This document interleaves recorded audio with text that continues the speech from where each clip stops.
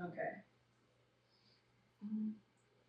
Hello and welcome to the She Sells Weed podcast. You're joined by your host Jax and Mindy. Welcome. Welcome back, everybody. Today we're joined with a new guest.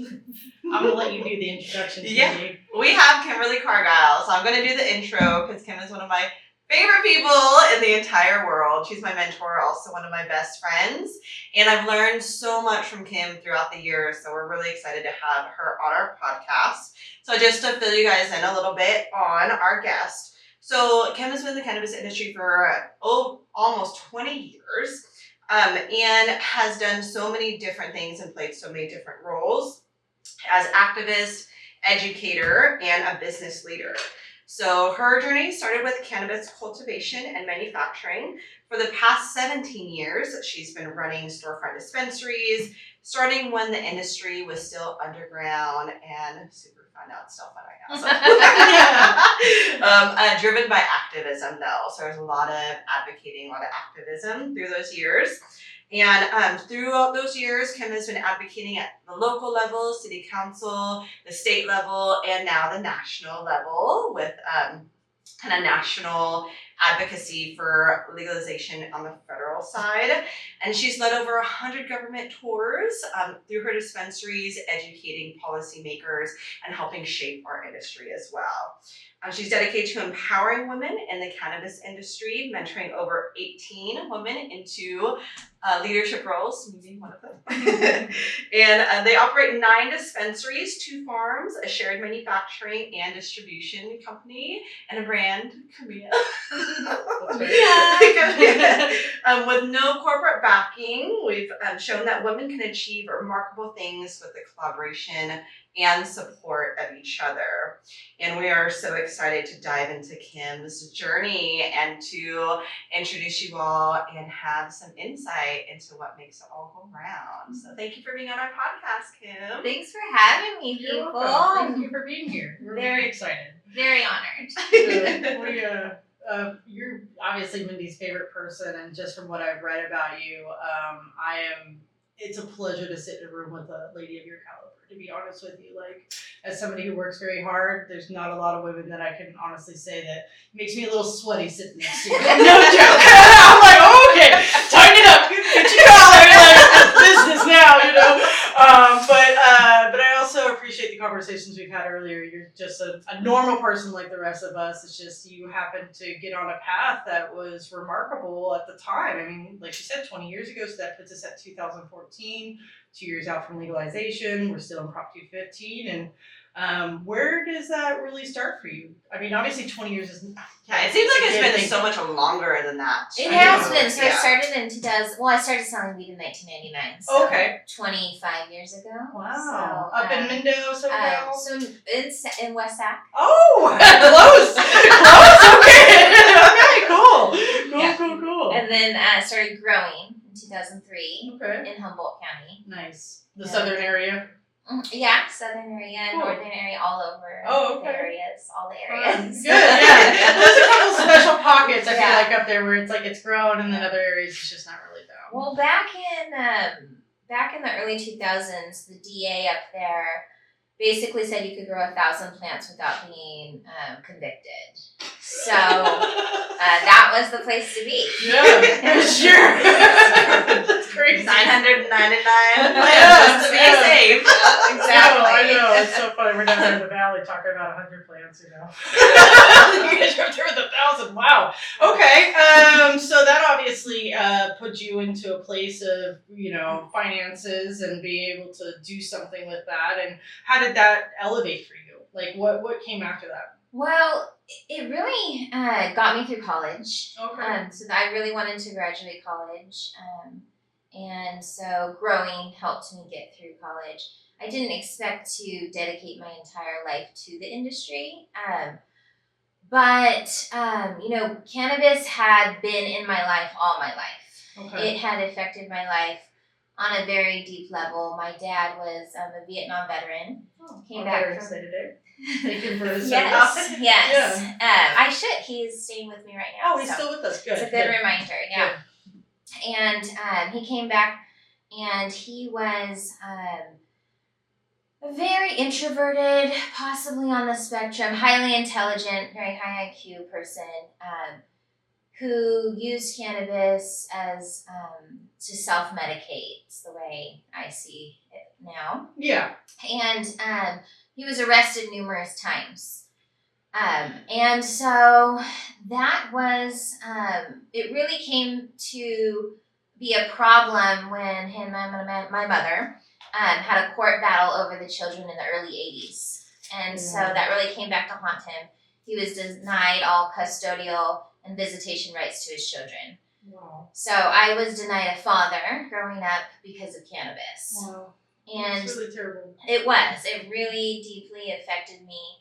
And on many levels to this day, you know, it affects your entire being. Yeah, for sure. And it's such a weird place where we are now where it's like that would never happen. And it's really, this is what, like, these are the stories that are so important for people to remember is like, this was not always easy. What people had to go through throughout the years to even get for us to be able to have opportunities that we have today also. Yeah. You know, that's one thing I was really supportive of in the Adult Use of Marijuana Act, Proposition 64, is that medical cannabis patients can no longer be denied access to their children. Correct. That's written into the law, and that was something I was a big advocate of and very thankful for because of the effect it had on me. And there's so many, you know, people that it improves your relationship with your children, being able to connect on a deeper level or, you know, use cannabis to de-stress so that you're not bringing all that stuff home with you or different things like that. And I absolutely agree. It should not affect families in that way. No, and, you know, it's kind of funny because they took your dad away from weed and all it did was push you into weed. I'll show you, Kim is a rebel. She's an undercover rebel if you didn't know, actually. So was there a moment that you got to go reconnect with your dad older and bring him the weed you grew? Yeah, How was that? What was that? Well, I remember in the early 2000s, he came down and he was helping me trim as we were growing. And he was acting really weird. And I was like, what's up, Dad? What's wrong? He's like, Kimberly, they're going to bust in any minute through the door. They're going to take me away. You don't understand how I feel right now. And I was like, wow. Like, everything that he had gone through, you know, all the trauma of being arrested and all of the years of the war on drugs had, you know, imprinted that into him, which was a completely different perspective than I have. You know, cannabis became legal medicinally in 1996. I was 16. Yeah. By the time I was 19, you know, it was practically legal for me to be selling weed. Yeah. And it was legal for me to be growing it. And so it was a very different perspective, and it really opened my eyes into how he was feeling and everything that he had been through. And it lessens right through the generation. So you're second generation. Can you tell the story about how the cops took your weed and you got it back? Oh, yes, sure. That was fun. So I started a dispensary. It was such a cool dispensary. It was a farmer's market. Okay. It's called Common Roots Farmer's Market. It was in South Sac. And it was a big warehouse. All the farmers would come and sell. The manufacturers would come. We had classes all day long, like hash making, rolling classes, growing classes. You know, of course, we had all the holistic classes like yoga and meditation and art classes. But we were raided by Sacramento County Sheriff, and they took all of our cannabis. They took everything from them. I actually have the video. I'll show it to you sometime. Oh, fun. And I had been trained by Americans for Safe Access. I was actually a peer counselor for Americans for Safe Access, helping train other people. That is an incredible group that nobody really hears about nowadays. They did so much for cannabis. I champion them still to this day. They did still a lot. are. And for patients. Yeah, for patients. I encourage people to join Americans for Safe Access to help fight for patients. Yeah, they do more normals up there, but I feel like they do a little bit more tailored to the individual's medical needs of cannabis instead of just like the overall umbrella of legalization. Yeah. So at that point, I had attended numerous raid trainings by Americans for Safe Access, and I was actually teaching them at that time. So I was prepared. when I was How at funny, you were teaching people what to do when they got raided. Yeah. When it started, it She's was like, okay guys, 101 SOP. Yeah, we were trained say at the nothing. dispensary too in the handbook. You go Oh. through raid training just in case, because it was a thing that, and it wasn't even really that long ago. It was just like 2008, 2009, somewhere around there, and it was happening. Like people, came got raided. Yeah. Yeah, people were getting raided regularly. I used to carry around the signs, the protest signs, in my car because when a raid would happen, we would. I would drive there. I would have all the signs. I would call all the volunteers. We had a whole network of people who would protest at raids.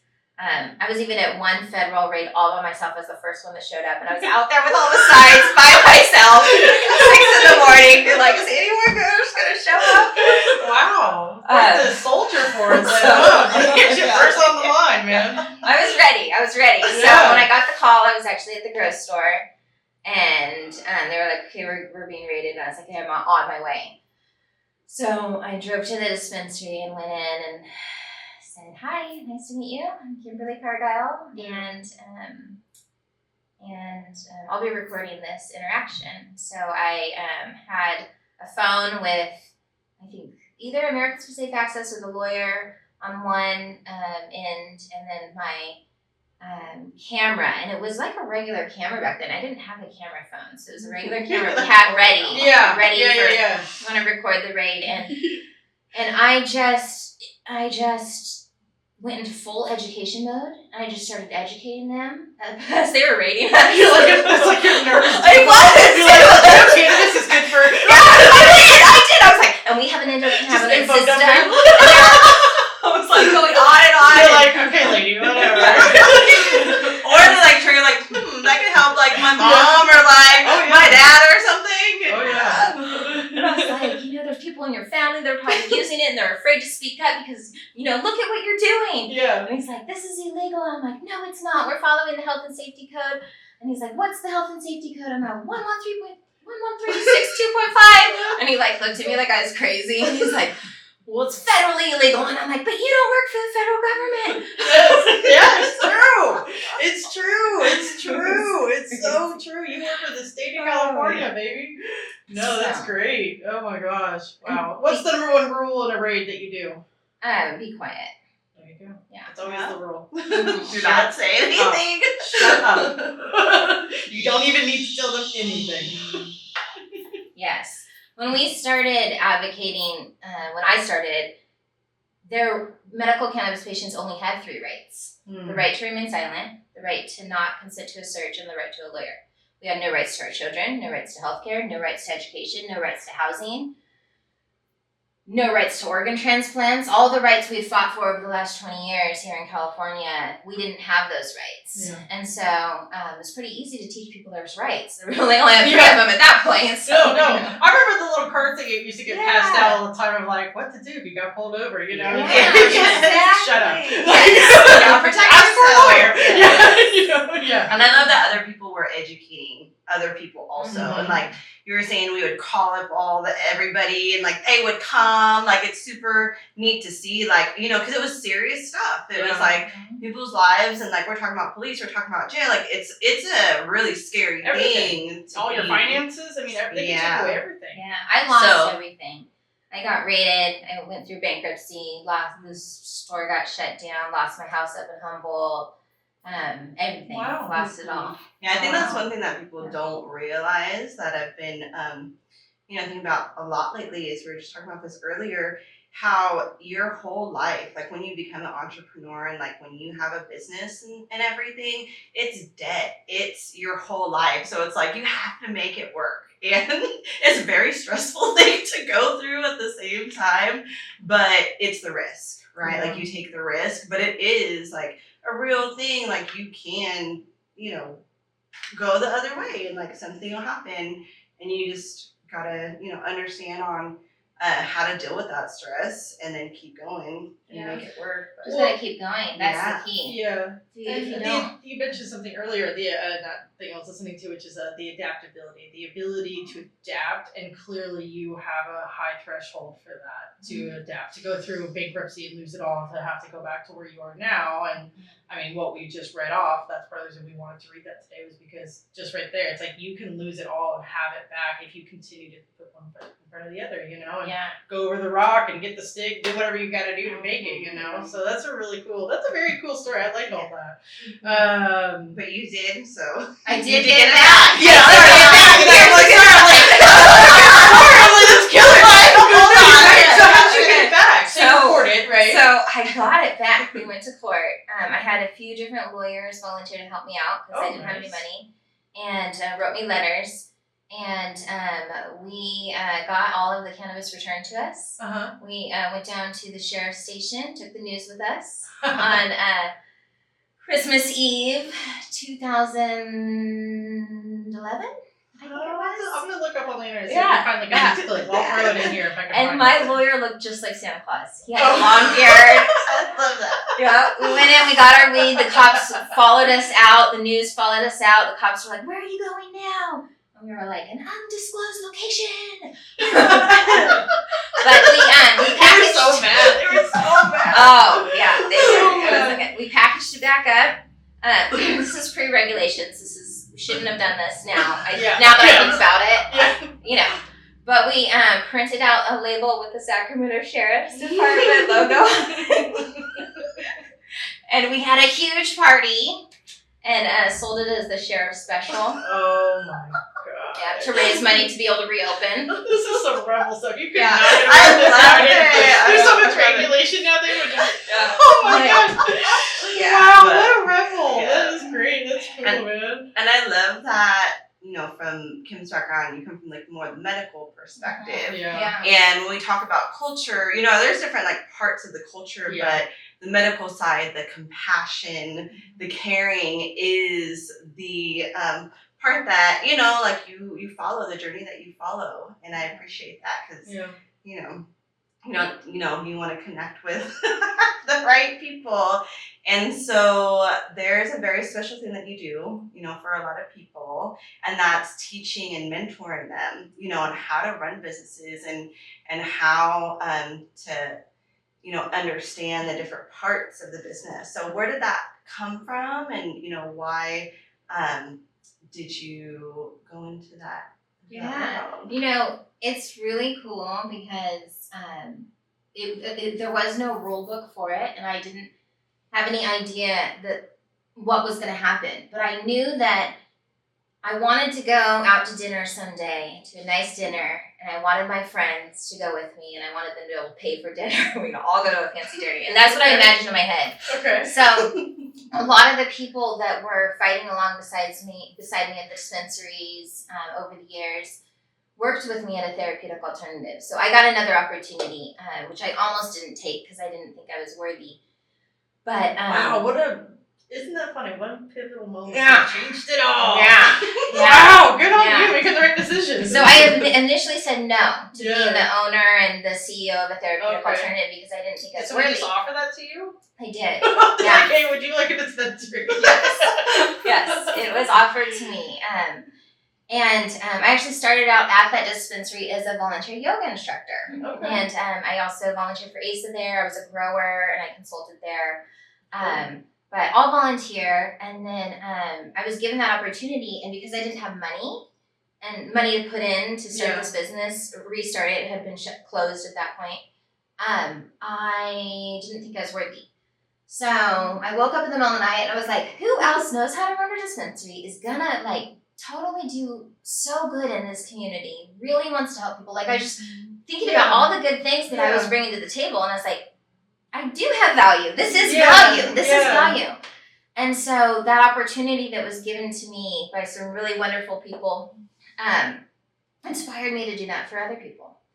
And so I always said, you know, if you are smart and dedicated, motivated, creative, and you want to do this, and you're a nice person, then I want to be your partner. And so 25 of our employees from a therapeutic alternative have become owners over the last 5 years.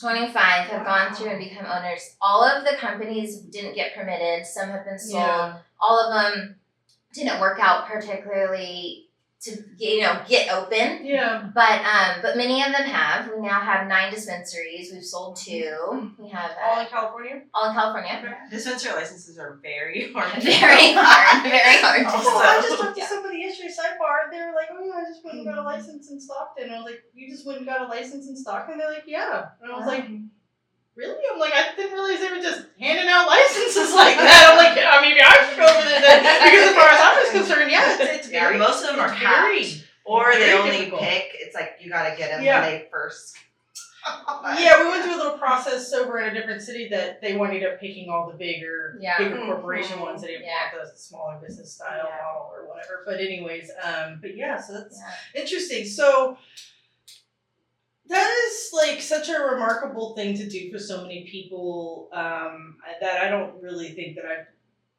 heard of in anybody really, that's willing to like put energy into other people to really see them be successful. I mean, at least give them the platform to be successful without necessarily, it seems like everybody involved in that is very happy with where they sit in it. It's not like a, oh yeah, like we're worth her, but man, it's tough. Like, it's not that kind of thing. It's very like, oh my God, like, no, she's the real deal. She really just helped me get this. Like, I can't even explain to you any more than this is as genuine as it seems to be, and that is a really beautiful thing of a person that you are. And so I'm really blessed, like I said, that you're here on the show today, because this is exactly what we want to highlight of people in the industry that are willing to give the extra to other people, uplift everybody around them and not just bring people down. So that's really very cool. It's very cool. What are the 9 clubs around? Can we name them?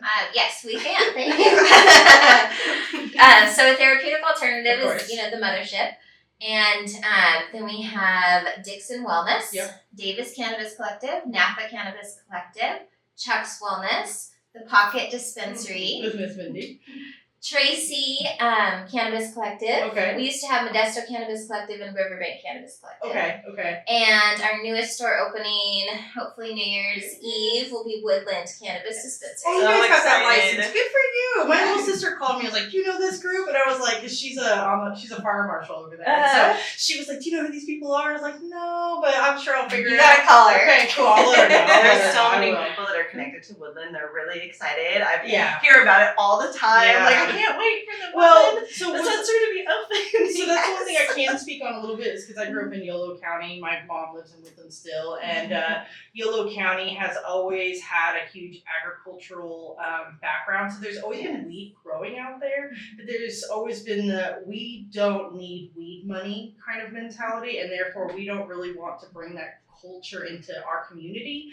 And I think over the years, the community and culture has shifted a lot from cannabis to, hey, we're all doing it. We're tired of driving to Sacramento. We're tired of these deliveries. And the town itself is finally coming around to it. And I'm really happy for that. Where is it going to be? Where do they put you guys? It's right across from Nugget on Court Street. Oh my God, like right downtown? Yeah. Wow, Nugget's going to be in business at that. I love Nugget. Oh my God, do not take me into a Nugget grocery store. It's bad. All your essentials. Yeah. That's so cool. Very cool. I will have to go for your grand opening, because that's very, very, very cool. Okay, yeah. So, wow, that's incredible, Kim. So where is your future then? Where are you doing now? I mean, obviously opening clubs, but is there anything else in the works? Well, my goal in life is to get back to my roots. So I started as a scientist, and I actually studied cellular and molecular biology and was pre-med. Oh, wow. Yeah, and I got into holistic medicine. I became a fitness trainer and then a yoga instructor, started studying herbalism, Reiki, and growing cannabis. Nice. And so I was researching it as medicine and found that it is very effective medicine, and that's what really made me say, okay, I'm going to dedicate my life to this. Yeah. Is when I realized that it can help treat so many different symptoms specific to hundreds of illnesses and disorders, and it has a very low, a very high, high level of toxicity. Like you can't take enough to kill you. It's, you know. Yeah, it is really fascinating for it to be, I mean, a drug at the end of the day that does not have the same kind of consequences as other drugs. I mean, it's almost got the same consequence of drinking too much water. Like, I mean, it can make you sick, but you have to drink a lot of it to do that, you know? Like, more than I think anybody's even trying to consume. I mean, a safe way, like a natural, you know, alternative to different things. And what do you there's think so that? much Why do you there. think that is? I mean, Well, there's one main reason is because the cannabinoid receptors aren't in the brainstem, where like opioids work on the brainstem, they slow down the heart rate and the breathing, and so that's what kills people. And so cannabinoid receptors aren't there, and so we think that that's due to part of the high toxicity level. interesting. Yeah. Fascinating. Sorry, I'm like, that's interesting. It makes my mind So, like think. I love the science too. Yeah, I could would- sit and talk about the please science do. all I mean, day long. I mean, we I could always love talk it. about the industry, but it is Yeah. very fascinating. And if you know about it, then I mean, Yeah. I don't think there's many people we'll have on the show that can talk about the science of it. So, Yeah. so okay, if we can just touch on it just a little bit. So it's not connected to your brain stem. So other drugs like opiates and stuff, they're attached to that. So even though, like, what about the symptoms of people who take too much edibles and it does feel like they're not able to like move their bodies and stuff, like similar to like an opiate, but it's not attaching the same way. What's that about? So we have an endocannabinoid system, Right. and that's made up of receptors on the on the outside of cells that cause different pharmacological effects on the body. Those receptors are throughout the entire body, mostly, almost the entire body, specifically in the central nervous system in the brain. Okay. And so it's the receptors that are in the brain that affects people's, you know, motor skills. It has to do with the pain, the mood, increasing or decreasing the appetite, nausea, a variety of different symptoms. Reasons why people use cannabis have to do with the receptors in the brain. Okay. Interesting. That's the brain is such a fascinating organ in our body. Oh, that is specifically what I want to study. Yes. Like, so I recently was accepted to the University of Maryland School of Pharmacy. Congratulations. Thank That's you. amazing. Yes, it is. Well, and it's beautiful because I know that you have helped so many different people find the right formula for what they need for very serious things. Yeah. Like, I don't. That information that you're getting and you're giving is, you know, really changing people's lives in a very, very powerful way. It is. It is. I love doing the one-on-one consultations with people, and I hope to, you know, do more in the future when I, you know, am able to, you know, get my degree and do more teaching and more one-on-one consultation. Yeah. What are you excited for during the class? And you know, like what are you most excited for learning? Okay, so this is what I'm most excited for learning. The truth. Because 20 years ago we had nothing on cannabis. I had to get books. Yep. So we got books. It's hard to even get the books on cannabis. So we got as many books as we can, we read as much as we could. Then the internet came up, and so there started to be all this information on cannabis. I think this is the direct reason, the root of the reason why cannabis has become so mainstream. I think it's the internet, because people have been able to educate themselves on cannabis, which they couldn't do before. It's easy to find. Yeah.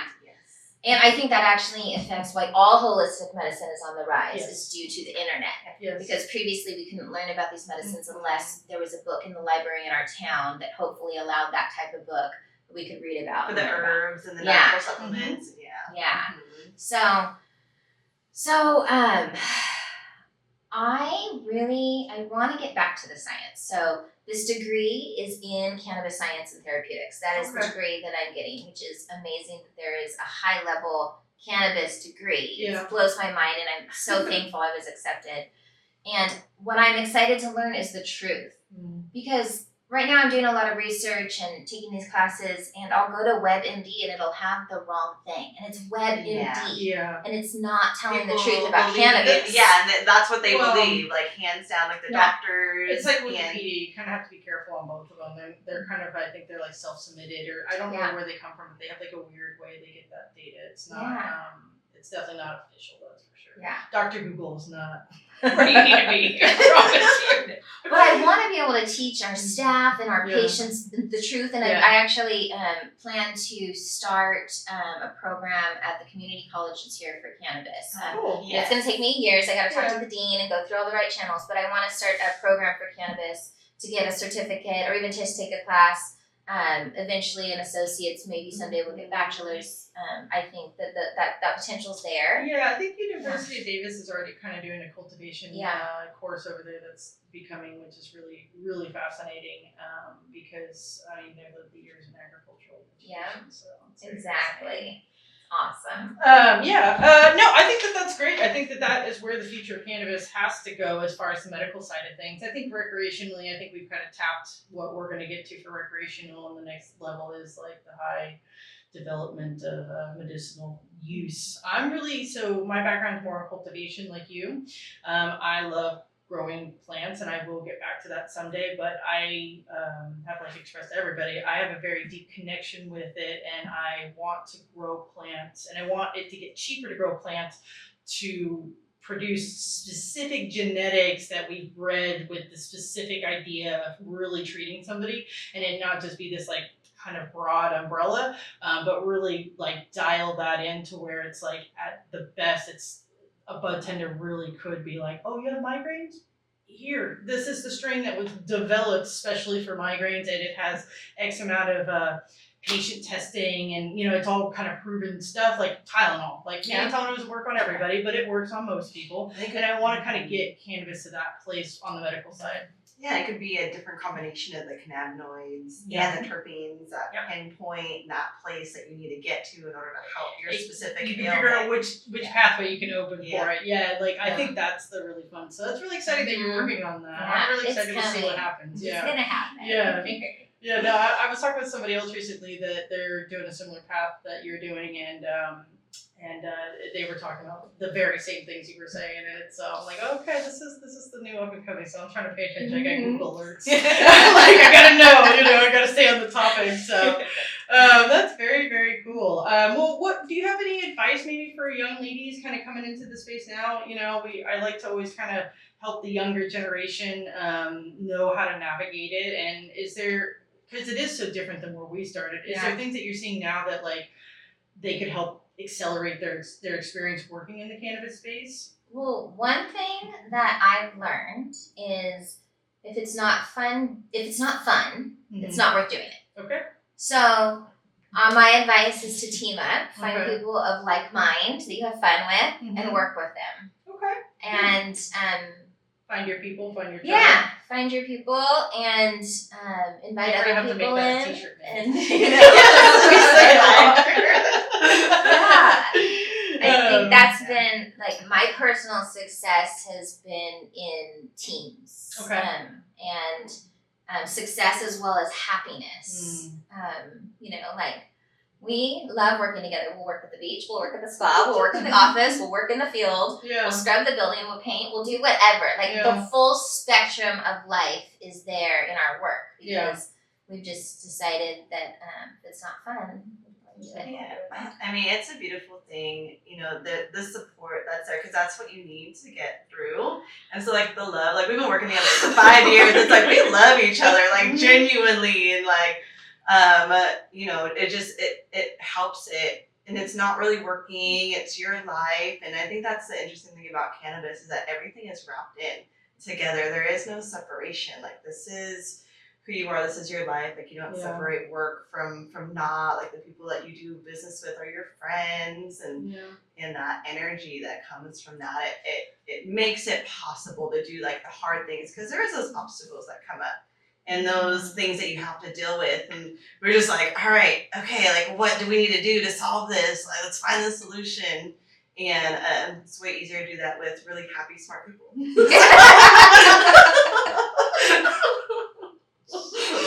It's like that old song, it's like Smiley Happy People, is that like the Depeche Mode or something? I agree with that. I think positive attitudes makes a big difference. Nobody wants to work with a grumpy ghost, you know what I mean? So you gotta stay positive, and the positivity through the hard stuff is really what shows your character, I think, It's easy to be happy when everything's good and Yeah. sunny and rainbows, but when you're getting rated, can you do it with a smile on your face? Yeah. It's Think of the like, bigger picture. yeah, No, it's like no. creativity that Yeah. comes through. Yeah. We were talking about earlier, it's like, you're creating your business as you go, right? You don't have to follow the rules of what other people are doing Yeah. because then it doesn't align with what you're naturally good at. So like finding your talents, finding the things that you're good at is gonna help you understand in your team what role you need to play and like how to find those other members of that team that are excel at what they're good at. You don't want to put somebody and force them, even though they want to really, really bad. Yeah. It's That's always been so bad. I've seen that happen so many times where somebody really wants something, but they're just not the right person for it. And if they get it, it's just bad for everybody because in the end, they wind up in a really bad place. The company might fall behind. The staff might have a hard time. Like, there's so many factors that can be bad for that, and it's just not good for anybody. In the moment, they're like, yeah, it's a raise, it's a promotion, it's all this. And it's like, yeah, but you're going to be miserable in 6 months and everything's going to fall apart. And it's better for you to not do that and wait for what is right for you, Be patient with it. I definitely agree with that. That's 100%. I've seen it so many times. Yeah, patience is a virtue, and it's Yeah. needed in this industry Yeah. because it takes a long time to become successful. It is not there is no green rush. Like, if people want to get in the industry, I'm like, do you really want to? Like, it is so hard and so difficult. It's so fun, but it's so difficult. I think it's fun for us who like challenge. Like, Yeah. you like obstacles probably. You like solving problems. Yes. I love solving problems. I Yes. love it when I come to work and, I run this dispensary and it's like, I come into work and there's like issues. I'm like, oh good, something to solve. Perfect. Like, I will have a productive day. The mundane does not work for me. And I think that is something I also tell everybody who comes into my lovely store and is like, how do I get into cannabis? I'm like, go be a bud tender first. That's what I always tell people. I'm like, just go be a bud tender for 6 months. And if you like that at all, then you go do cannabis. But if you were like, that is not for me, because even dispensary retailers are moving on the fly. I mean, there is no set SOP. As much as they want to believe that they got an SOP submitted, like, there is no SOP. Things happen all the time. Changes happen, and you got to be ready to deal with that. And on a manufacturing level or a cultivation level, those errors are really big, and they're really even more stressful. Because, I mean, I've been in a manufacturing place where they're like, the stickers came in and they're wrong. They put the wrong letter on there. you And take a everybody's lot like, of L's. what do you mean? Horrible. Like, yeah. So we have to take off all the stickers now and put new stickers on. So, and that's really stressful on your team. Yeah. It's stressful as a manager, obviously, because it's like frustrating, but on your team and the people that are working with you, who are not managers, but they're just average employees, like, that's really stressful on them. So you got to be able to be a good leader with your team, like you were saying. People will not stick with you if you're not treating them right in a really hard, stressful situation. Yeah, So. I agree. I Or if you love think that, you're yeah. better than them. That's what I find a lot, where people think they're better than their employees, and I'm always like, what the hell? Yeah. Like, you make mistakes too. Yeah, I think it's just a different role. I don't really look at it as like the higher positions. Personally, I don't think people should either. Is that it's just a different job. That's all Totally, it is. exactly. It's not that you get to trump them or not, and that's Yeah. proven with HR and upper management who can come in and cut you out faster than what you could even believe. But I think that's a big part of something I see slightly lacking in the industry a little bit is management, and I don't know how that could be fixed necessarily, other than like there has to be some sort of training or something that happens, but management in cannabis is really lacking, and I hear a lot of people being upset about working for people. Like, they love the job, they couldn't stand the people, like, or they couldn't stand that manager, the and it was owners, really yeah. hard. Yeah, or owners Yeah. overstepping boundaries, like they're not letting the managers do their jobs, and I think that's a really kind of big issue in the industry. I mean, that I see think it day to comes day. out of our society. We have a hierarchical society, and so often these managers have been managers somewhere else, and they were taught to manage that way, right? Yeah, I guess that is the old guard Yeah. management, huh? Like, you're the boss. Yeah. Yeah, I remember when I got first taught to be a buyer for the club, they told me to like basically be mean to like the sales reps and like you don't have to talk to them and like this whole like stuck up thing. And I was like, that's kind of rude. I was like, these people have come all the way out here. I can at least come out and tell them I'm not interested or like have a brief conversation. So I never turn anybody away. I always, unless it's something I really don't want, and I'm just like, bro, like I'm not interested. You know, but at least tell them that. Like I hear horror stories of people that leave people out in their lobbies for 4 hours. I'll be right there, I'll be right there. And they never go out. I'm like, dude, like that. I will say you are. I get feedback all the time. Like Jax is a really good buyer just because of the connection. It's the connection.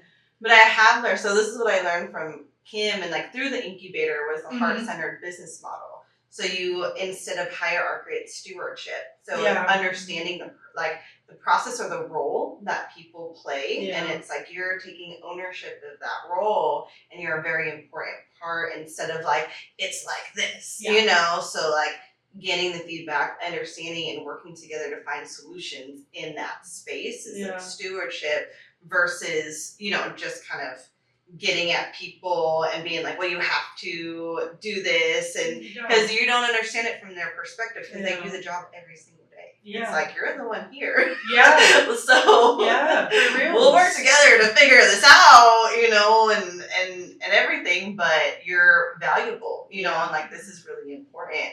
And that's something that, Kim had taught at the at the incubator. And I would have to say, so I've shopped at a therapeutic alternative for a long time. I mean, that's always been the club that I was gravitated to because of the medical side of things. That's really where my heart is. I love helping people. That's what I do here every day. It's like I'll come out and give people full consultations for free. And I'm happy to see them feel better, But Richard, who's worked there forever, and then a neighborhood friend of mine, Skyla, used to work for you, or whoever was the management at that time. I think it was you. I think you were her boss at the time. Because she told me, she's like, I love Mindy. I was like, oh, okay, cool. Like you do remember her then. She's like, oh yeah, she's the best, I was like, cool. I was like, well, I'm starting a podcast with her, all this kind of, I was sharing it all with all my friends and everything. And so it's like, therapeutic alternative, I think, is for me, as far as I'm concerned, is that it's always been like a pillar of the example of what a medical club is supposed to look like, right? Like you have your employees wear scrubs. There's definitely a much more like calm down, quiet atmosphere when you walk in there. I mean, it's an old building kind of like this, where it's like you kind of come in, it's like, shh. You're in an antique store. We're not yelling in here, There's little water fountains. It's very relaxing when you walk in there. And I have always appreciated that, from your therapeutic alternative. And so thank you for providing that for so many years to Sacramento and giving people like myself like a place to know that like if I need to get that answered or I need a certain product, like you guys always had it, So I sent many people to you so many times because you guys carried the ABX vape carts first, and they were the only people to have them. And I remember when those first came out, people were like, "What's this thing? You can get high with a pen." I was like, "Yeah, you gotta go to this club and get it," And that was back when they were still dark oil. Jesus, CO2. Hey, CO2. I actually like CO2. We can get into that topic another day, but I have old raw CO2 oil from 2014 that still has terps today. Wow. I think that there is something unique about the way CO2 extracts cannabis that's very different than all the other solvents. And I don't know if it's because it's a controlled dissolvability or if it brings more plant waxes, but it does, like kind of how rosin cold cure has that like glossiness to where it almost is like protecting the hash in a way. CO2 got like that for me after a long time of it just sitting. It gets like this gloss on it, and it's like I think that's like it's protecting its own oil, but I can still pull it out today and dab it, and it still has terps. It's crazy. Yeah, like, that's something that we're right now learning, right? Like the longevity of things and like how it preserves naturally in its state. Yeah, I think that's why the conversation. Yeah. So CO2 is very fascinating. It's also how we get every flavor that you've ever tried, and it's how Coca-Cola can get the Coke flavor out of coca leaves without pulling out the part that gets too high, basically. So like our DA imports like trillions of tons of coca leaves from Colombia for Coca-Cola. just so that they can get that flavor. Yeah. It's That's crazy. wild. Yeah, no, I learned about CO2 because I was able to buy a tabletop CO2 machine years ago, and it was full supercritical tabletop machine, and you could run QP at a time, and I got to learn CO2 extraction that way. I'm basic, I'm not a scientist by any lab, but CO2 is always fun. Anyways, I'm rambling. But yeah, so thank you for a therapeutic alternative. I really appreciate that because it's really been an amazing club over all the years, and I'm glad that you took it because I don't think anybody else could have done it the way you did it. So, Thank you. anyways, well, is there anything else, ladies, that we would like to share with our beautiful audience? Any tips or tricks? Anything you would like to share, Kim? No, I just think that, if people are, I just want to encourage those that are in the industry. It's been a long, hard road. Yep. We've seen the corporate interests take over. Yep. And it's not going to get any better. Nope. I just want to encourage the people that are still in the industry to stay strong because it's really, it's a lot of fun, but it's extremely hard to survive in this industry. It takes a ton of creativity, motivation, and self-determination, patience. And so I just want to encourage those ladies to keep going and just, encourage them to reach out to one another, to each other, and to, link arms and rise together because we can and we will. And I think that's really important to just remember that you have, you have allies and just reach out. Learned so much from each other, and I'm so glad that you were able to come on so that everybody else can learn I agree. about you and so much that we can get into. Like I'm like, oh, I know. I want to talk deeper about like the science of the brain and we'll have to and the education piece. So I love that, and thanks for everybody for tuning in. I also to I the did want to podcast. ask you, is there a way that anybody, if they wanted to reach out to you in any capacity, is there somewhere that they could, get in contact with you? Yeah, Facebook's probably the easiest place. Just search up your name. Kimberly Cargile Cannabis, or just Perfect. Google Kimberly Cargile Cannabis. Cool. Contact There you information will go. show up there. Perfect. Okay, well, Mindy, would you like to close us out today? Yeah. Well, thanks for tuning in, everyone, and we'll see you on the next podcast. She Sells Weed. I hope you have a great day. Bye.